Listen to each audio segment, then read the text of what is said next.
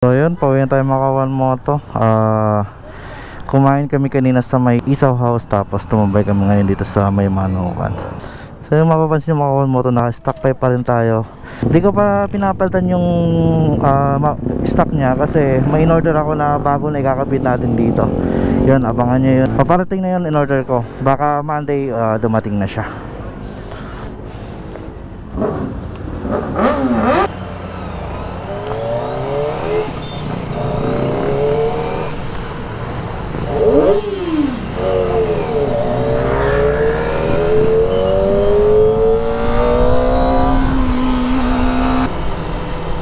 Sa general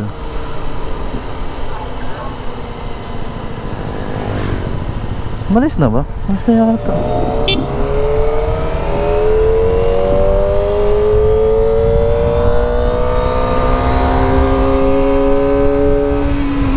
Nakakapanibago din mga kawan moto na sobrang tahimik ng motor natin.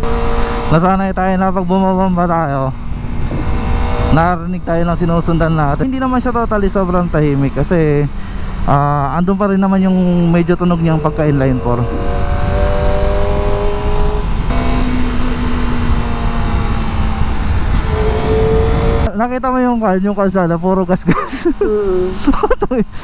Isipin mo ilan, ang dami sumesayang lang siguro araw-araw dyan.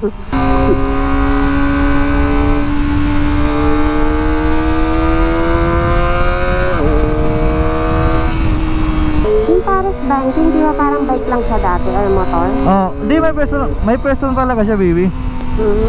Dati pa? Parang dati na siyang nandyan? Oo. Hindi pala ako masyado nakakapag-upload mga kawan moto kasi medyo nalilibang tayo sa pagbabike. Sarap din pala magbike eh. Dati pag nakakakita ako ng mga nagbabike, parang inisip ko, kaya nila yun. Ang init tapos ang init tapos nagpipidal ka pa. Pero nung na-try namin, masarap din pala siya. Yes. Andun yung pagod, talagang hingal ka, talagang pagpapawisan. Kasi ang inaakit namin yung sa may Timberland.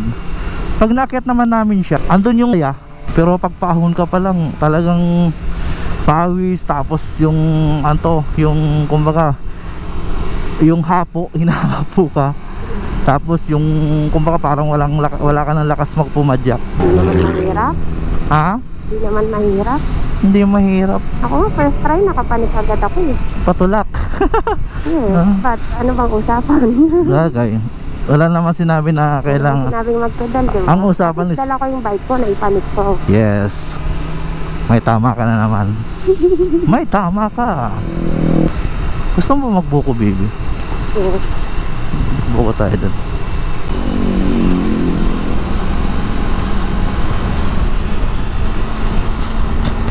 Ang ganda lang makawan mo to pag naka-stock na tambucho ka. Nakakapag-usap kami ng maayos ni Mrs. Hindi katulad nung naka-muffler, pag nagsasalita siya may kailangan pa mag-minor para maintindihan ko. Sobrang lakas kasi ng AR na yun. So, sana yung yung in-order ko ngayon na muffler, sakto lang yung ingay niya. Hindi rin maganda pag sobrang lakas ng ng tambucho. Nakakapagod din pati sa biyahe. Maganda yung sakto lang, yung saktong lumabas lang yung pagka inline 4 niya.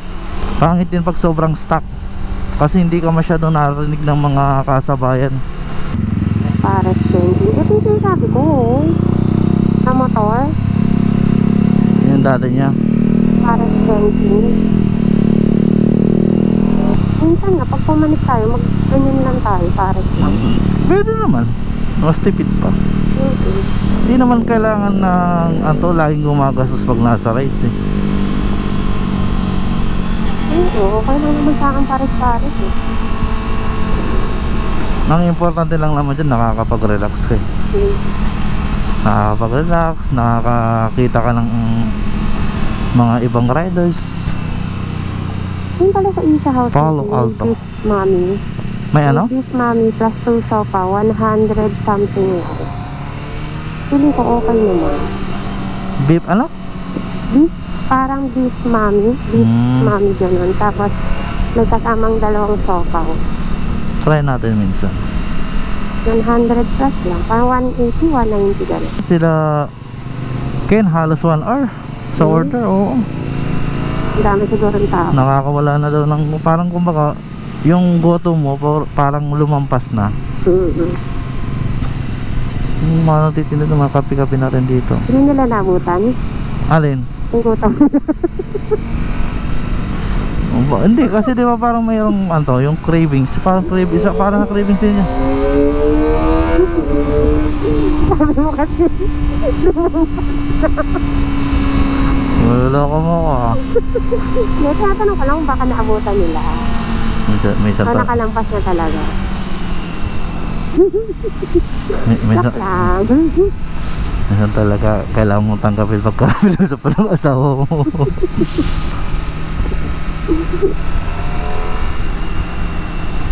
Na-miss ko rin yung magmotor ha. Halos 2 weeks ba ako di nakapag-rides? Hindi naman. Nakapag, ano pa tayo Thursday, di ba? Thursday? Last week. Di ba?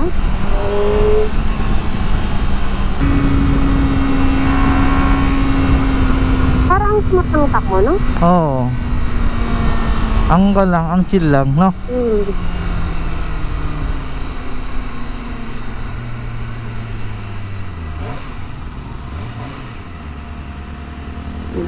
Yes, may tagal-ta. Baba na ka? Yes, please. Yan, buko muna tayo mga kawan moto.